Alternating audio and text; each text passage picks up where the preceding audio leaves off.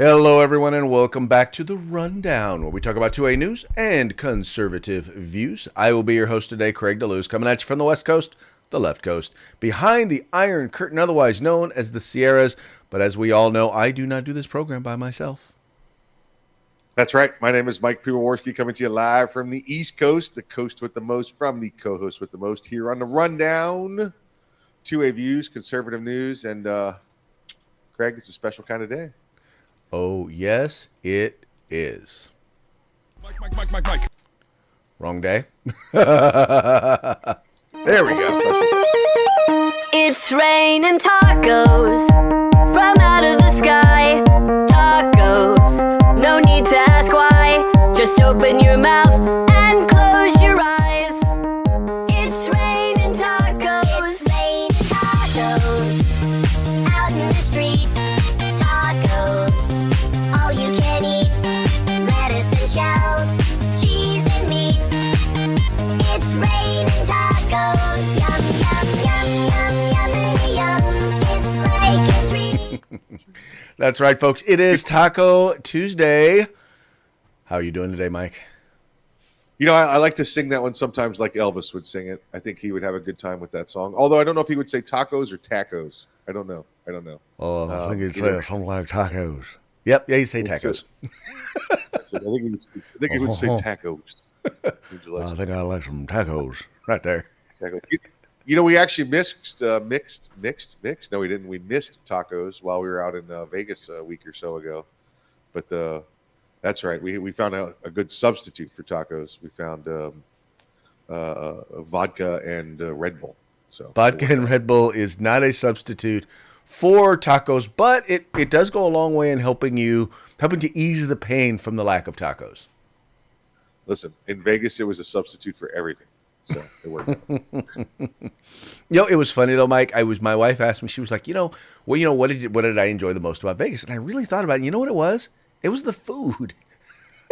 we had some really nice dining experiences that last week. Yeah, you know, I try to curb that. I try to save the big meal for one day for the whole week out there, but it was too many people that wanted to go eat food that week. So it was rough. It was a lot of food. I'm not complaining. I'm just saying it was too much. It was too much food. So what I did was I tried to be smart about it. I tried to kind of save I ate healthy mostly during the mornings and afternoons, and then just in the evening just ate wherever we wound up. And once again, had some phenomenal food, whether it was the buffet over at the Wynn, whether it was all you can eat sushi at Sushi 21, or Carmine's was probably, if it was not the best, it was one or two on the list. Don't forget Hofbrauhaus. Oh yeah, definitely cannot forget Hofbrauhaus. That was phenomenal. Although that kind of crossed over into the beer also kind of made that a great experience. Well, listen, it's for those that have ever been dining with me, when they come out and say, "Would you like something to eat?" I tell them, "No, I can't eat on an empty stomach. I have to have some drinks first because it takes up some of the space there. It's actually very healthy for you too. It takes up some of the space there in your stomach, and you don't stuff it full of food. And listen, if you start eating stuff like Mexican food, you got nachos, you start dropping dry nachos in your stomach without a little, alcohol base down there to soften their blow, you could damage your stomach. So it works for me that way anyway. It did appear to work at least for that week. It did. It definitely did. I went out last night to the VFW. We had our meeting up there, and they asked me what I wanted, and I said, let me get a vodka Red Bull, and I had it, Craig, and all the lethargy I've had since I got back was gone, just like that. Was it the vodka or the Red Bull? It was both. I think it was the combination of both. It was the body going, wait a second, you flushed us full of this stuff for a week, and then you took it straight off. So we need one back. So that's all I did. It was just one, just a little. Okay, taste, I see. You were getting your fix in. Well, yeah, just remind care of me. There you go. Speaking of taking care of folks, let's take care of our sponsors before we get started today. Yeah, let's do it. Let's talk about our good friends out there at Hitman Industries, hitmanindustries.net, hitmanindustries.net. If you got your AR in the past 5 years, you probably have one of their barrels and don't even know it. Well, now you can go out and get yourself a new barrel for your next build or to rebarrel your current rifle at hitmanindustries.net. California Republican Assembly fighting a good fight behind enemy lines. Now you can be part of California's future today. Go visit the California Republican Assembly. If you want some awesome combat gear, some tactical gear, field gear, go see our friends at uscombatgear.com. And of course, if you want an awesome holster, tactical holster, Valentine's Day is coming up. These will make some great gifts. Get yourself over to hogholsters.com. That's HAWG holsters.com. Use the discount code The Rundown, all caps, no spaces, one word, and make somebody happy for Valentine's Day. Yep, folks, look, these are the folks who bring us to you so that we can bring you to them. So do us a favor. Visit them by following the links in the description to this program. Check them out. Spend some money with them. Make sure you tell them that it was the guys over at The Rundown that sent you.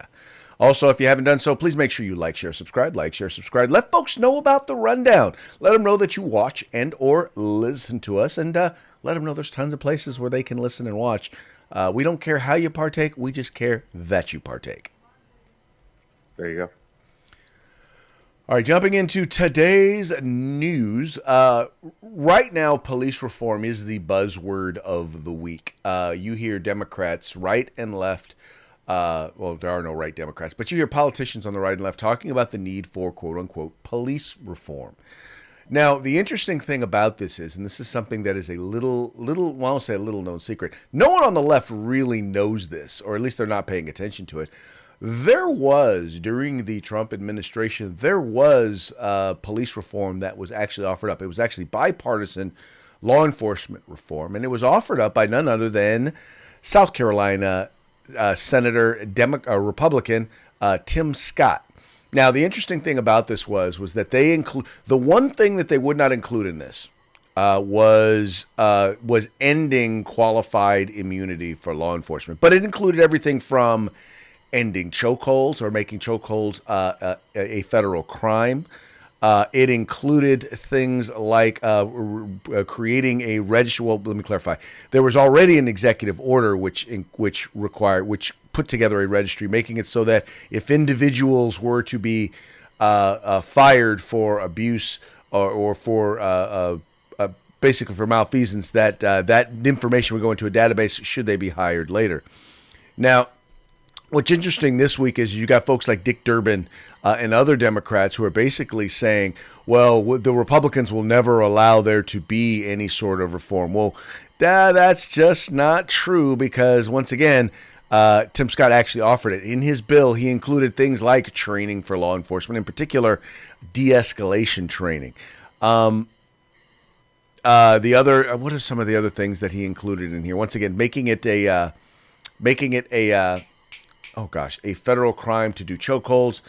I'm trying to like read it and talk at the same time. Oh, that's right. It also created a duty to intervene, meaning that, so for example, in the case of Tyree Nichols, you had, or in the case of George Floyd, it wasn't just the officer who was engaged in the activity or in the violence, but it put on the other officers a duty to intervene.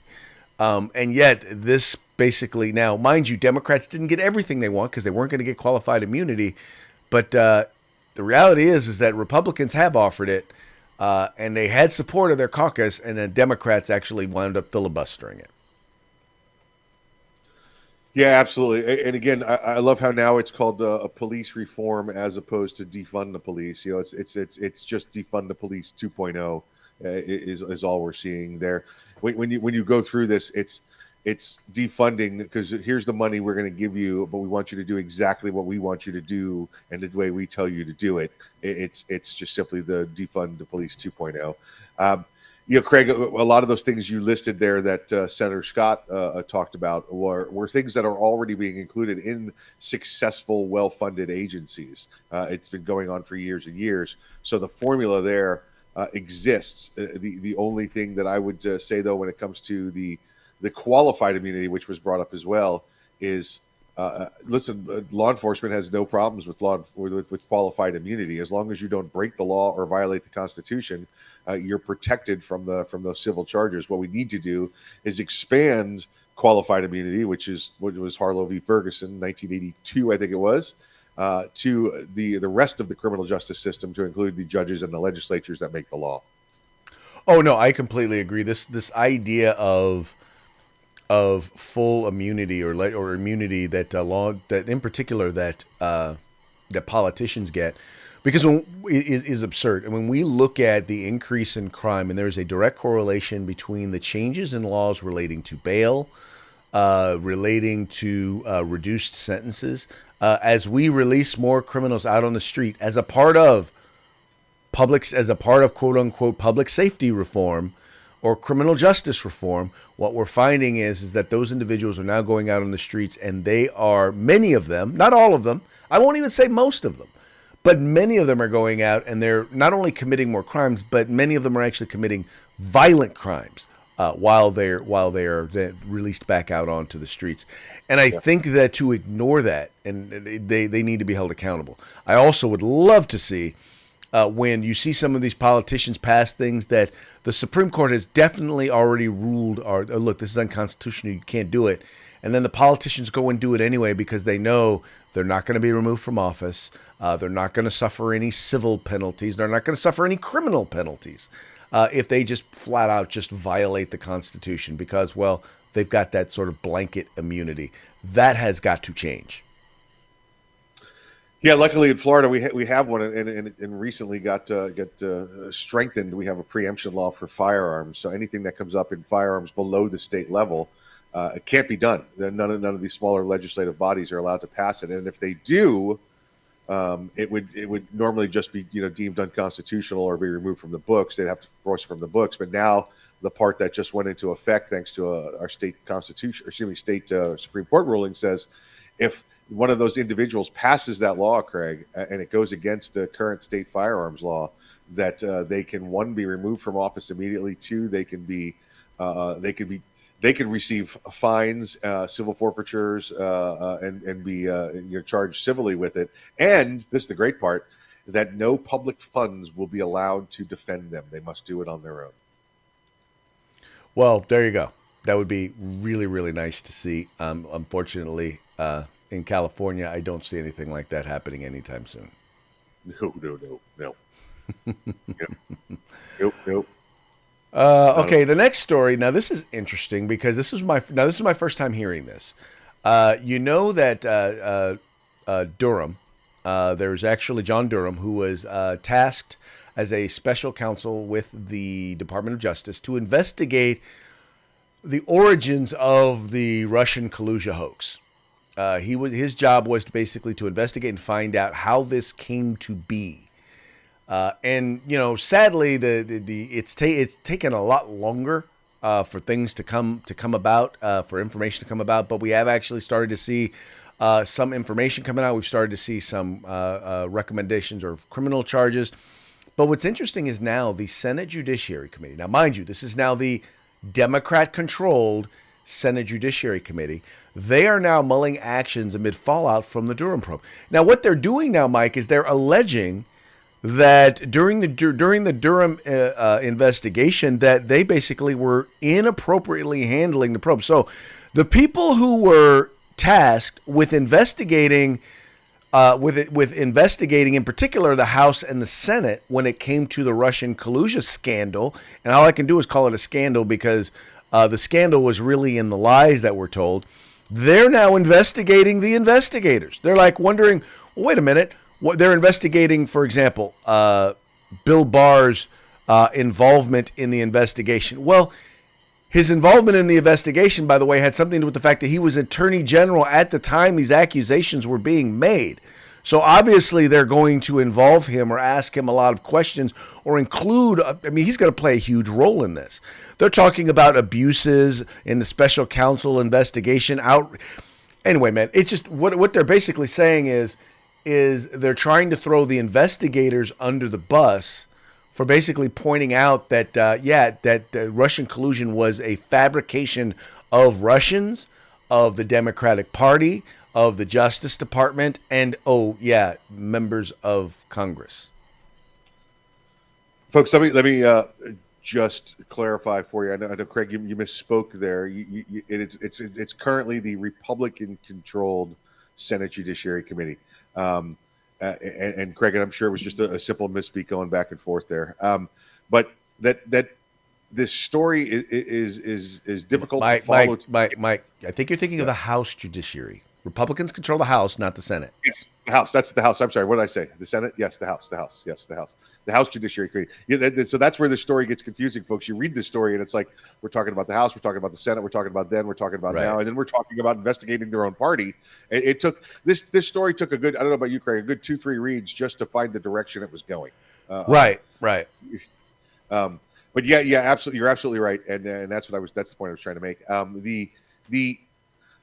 It's like I'm still not clear what they're doing. We're talking about now the new House Republican committee there taking a look at the investigators that were Republicans at the time, but they would have done it differently. They think it was done wrong. They think they forgot things. This story really goes around in circles, and I'm not quite sure the outcome they're looking for here. Well, what they're going for, Mike, is once again, this is the Senate Judiciary Committee, controlled by the Democrats. What they're trying to do is they're trying to discredit John Durham. They're trying to say his investigation was they did a bunch of things wrong. They did a bunch of things that were unethical, so that when the information comes out about exactly who paid for the dossier, the Russian dossier, right? Who was involved in it? Who lied on the FISA applications? All of this is all stuff that's come out of the result of the Durham investigation. Yes. All of that, they want to taint all of that by saying that John Durham was a crooked investigator is what they're trying to do. Gotcha. There we go. There's the story. Okay. Right. Yeah. Like, because this thing jumped back and forth between Senate and House. And yeah, so the Senate's trying to prove one thing while the House, on the other hand, is saying, what are you doing? Why are you bothering with this old investigation? Exactly. See, the House, they want to take the information from the Durham investigation and they want to include that then in a bunch of committee hearings to talk about how did this Russian collusion lie come to be. And they want to put that out for the public. Now, mind you, I'm wondering if it's going to get the same sort of play, for example, that the January 6th committee got. I mean, I wonder if they're going to do prime time television produced, made for TV hearing, the same one that they did when they did the January 6th. I doubt it. Republicans have said they're not going to do that. But I'm wondering what sort of coverage it's going to get in the mainstream media. We can already see right now here, The Hill, they're taking a particular tact. They're like, yeah, no, we're going to side with the Dems on this one. Yeah, they have been looking for season 3 material for the January 6th hearing. So this might be it. You might be, listen, it's going to take you, the first 4 weeks of this program just to figure out what's going on. Figure out the players and figure out the storyline, because this one weaves in and out of both houses and the DOJ before you can finally figure out what who was it, Colonel Mustard in the closet with the statue. You always have to start whenever you're talking about the committee hearings. You always have to understand. You have to look. Okay, is it Senate or is it House? Because two different leanings and two different goals. Yeah. Although it's kind of the same, because in both cases it's to save their own butt, make the other party look bad. Oh, that's always the goal, right? Unless you've got a non-politician up in there, hint, hint. But it's always the goal is to save their own butts and their own jobs. Yes, sir. Yes, sir, Bob. Yes, sir, Bob. All right, moving right along. COVID emergency powers are to end on May 9th. Now, all right, maybe you can correct me if I'm wrong. But yeah, just go ahead. Just assume I'm wrong. Okay. So supposedly back last fall, COVID was the Biden said that COVID was over, right? Yeah. There's no more COVID emergency. Even Gavin Newsom, right, back in September, ended his emergency powers, which I think they have. Matter of fact, I think they just ended, or they're supposed to end sometime this month or next month or something like that. But he put off the ending of his emergency powers. Well, now Joe Biden, while he has declared an end to the COVID-19 public health emergency, the emergency powers are not going to go away until May 11th. Now, I wonder why it is that if there's not an emergency, why does he need emergency powers? Oh, well, come on, Craig. That's easy. If I give up the piece of paper that we've written on that says, we no longer have the powers, then they would no longer have the power. All right. You know what it's about. It's not about the COVID. It's not about protecting you. It's about the power. And that's what they don't want to give up. And the excuse will be, of course, Craig, that uh, they don't want to take away their ability to help us in case there's another variant that shows up. So they'll have that ability to help us in case another variant shows up. And it ends in California the end of February, last day of February there. See, I don't know. You see, we're so used to living under the tyrannical powers of Gavin Mussolini, we don't even know when we are to be set moderately free. And when I say moderately free, I mean, okay, they're taking off the finger shackles is what they're doing. That is life in California, sadly. But once again, and this is the thing I think we have pointed out time and time again on this program. This is not about protecting people from COVID. This is about government control and power.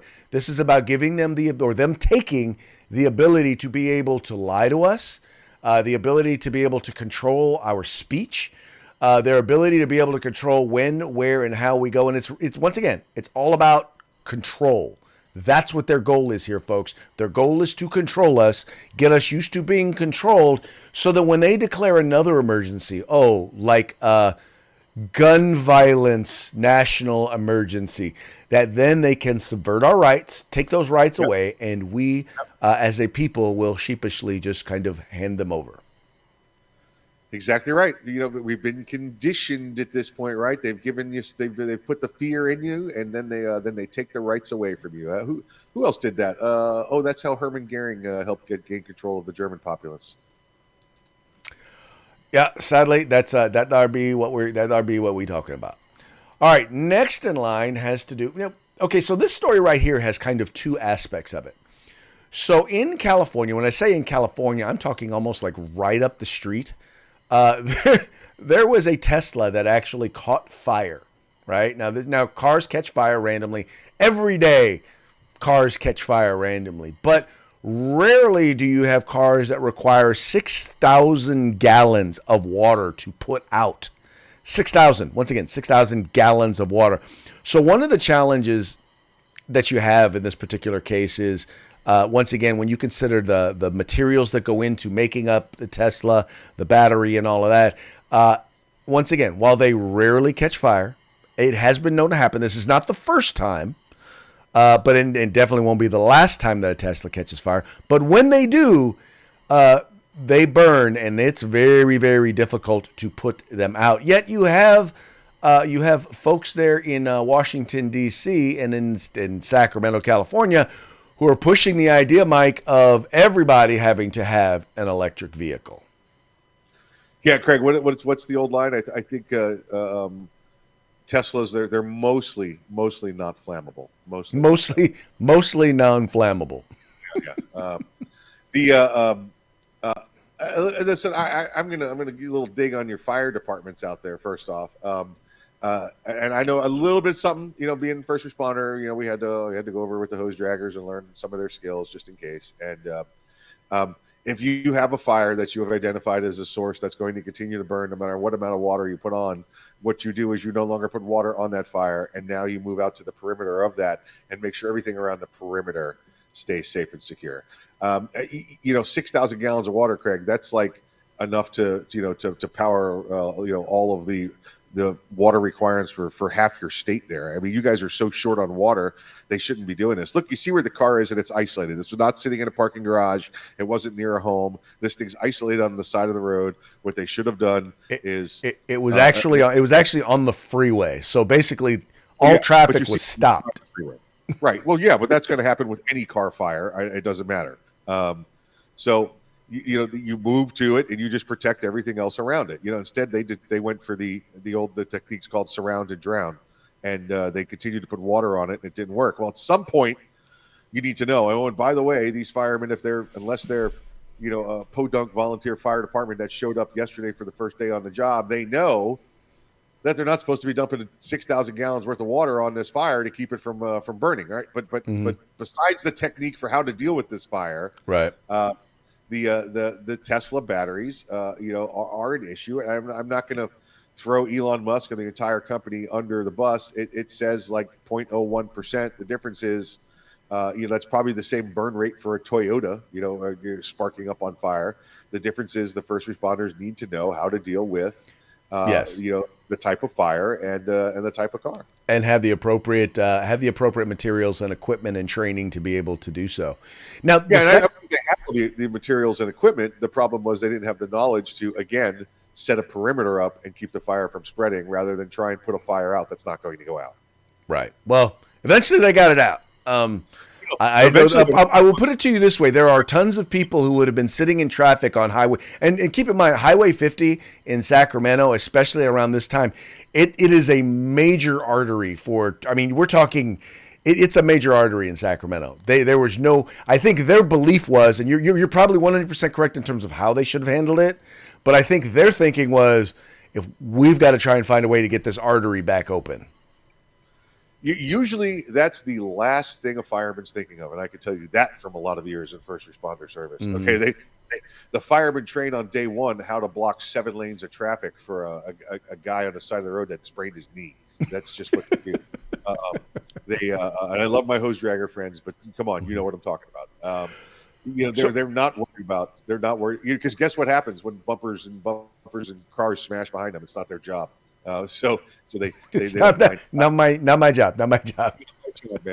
Not my job. So yeah, these guys they just need to be a little more educated. This happens a lot. Listen, we had cars come out with airbags. Remember, airbags would start to pop, and they would do that. So it's just a matter of training and making sure they get up to speed, which makes me wonder and makes me concerned, Craig. How is the funding for your fire departments in that area? Why don't they have the updated? Oh, there's no shortage of funding. I just tell you right now, the firefighters unions and the police unions are relatively strong when it comes to getting their resources. Anyway,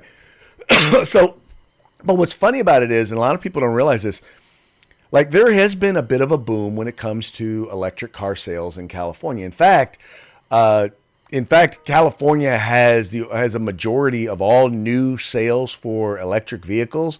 Well, they're in California, primarily because of the tax incentives. But here's the funny part, Mike, is 70% of those sales are Teslas. Yeah. 70%. Now, I want you to think about this. Yeah. Think about how many times all the big push. I mean, you just had Biden out there promoting, electric car credit at the national level. In fact, what was funny was he was in a Hummer, an $90,000 Hummer that, by the way, does not qualify for the tax credit. But he took a picture in that Hummer. But you notice you don't hear him talking about Teslas at all, even though Teslas make up overwhelming majority of all electric cars that are being sold. And by the way, they're pretty darn expensive. Yeah, coming down in price, still pretty expensive up there. They're at the higher end, that's for sure.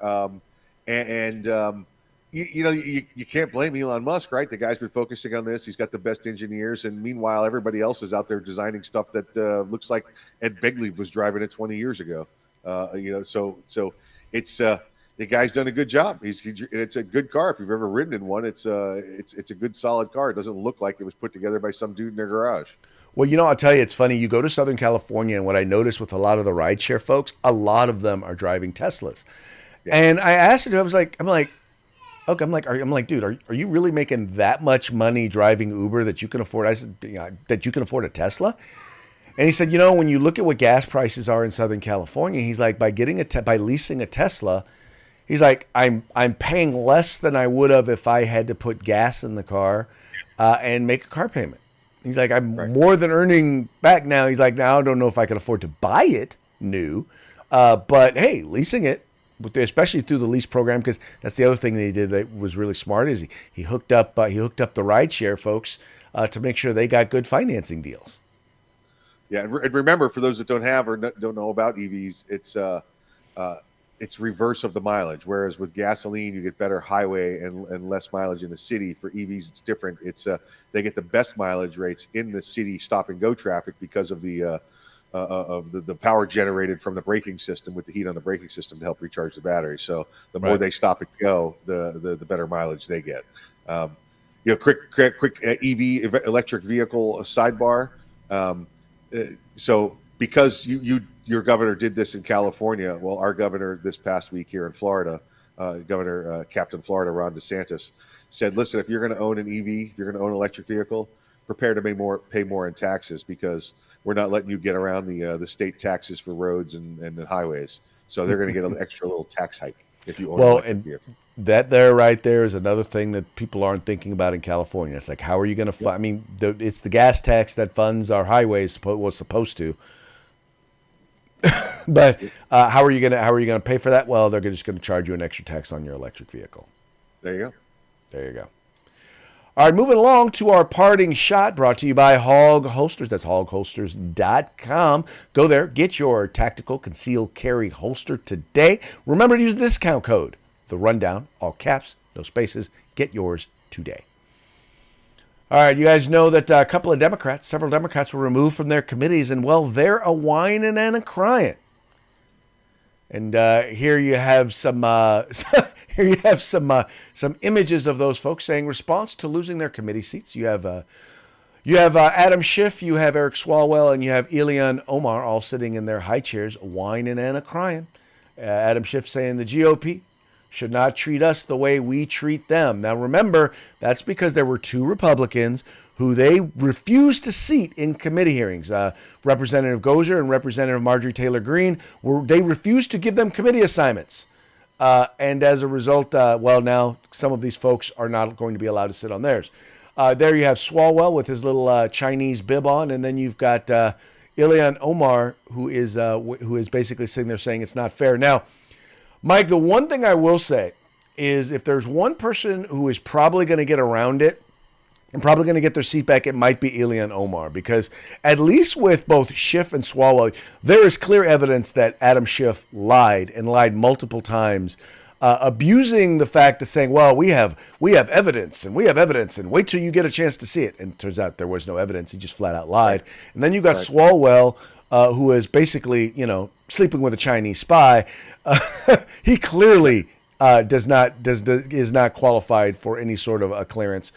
But Ilhan Omar, in terms of the foreign relations, the only thing I can say is you can basically, her anti-Semitic remarks are really the one argument that they have, but that does not seem to be boding well for a number of folks, even some Republicans. Yeah, it's you know what, they're just gonna have to deal with it, Craig. Yeah. Listen, it's exactly like this cartoon said. These individuals prevented qualified Republicans from sitting in committees, and now they can just sit on the side and they can pout and nobody cares. Nobody cares. Just go about your business and I don't know, go answer your phone calls from the Chinese hookers. Well, now, just so you know, it might actually be working, because here Eric Swalwell is saying, look, ever since I got thrown off the committee, the hot Chinese spies won't return my calls. Does that mean that it's the non-hot ones that are calling him now? Evidently, it must be the non-hot ones that are calling him now. And then finally, that right now there's an effort. Well, in California, they've made it so that now you can sue firearms manufacturers. As long as they have broken the law, you can sue someone who has violated California gun law. But the interesting thing is, even at the federal level, they want to make it so that you can sue gun manufacturers. The funny part is that while Democrats want to hold the manufacturers of this shot liable, and there you have a picture of what appears to be, is that a Smith & Wesson revolver? Looks like a Smith 686. Yes, it does. Yes, sir. But not this shot. And here you have a revolver modified to include a Pfizer shot of the COVID vaccine. Yeah, frankly, Craig, I don't know how I'm still alive sitting here without the jab. I don't know how I'm doing it. I know, man. You have defied all logic and knowledge by still being alive. That's it. Yep. But it is interesting that they don't want to hold them accountable, but yet they want to hold firearm manufacturers. Anyway, I find it to be interesting. Oh yeah.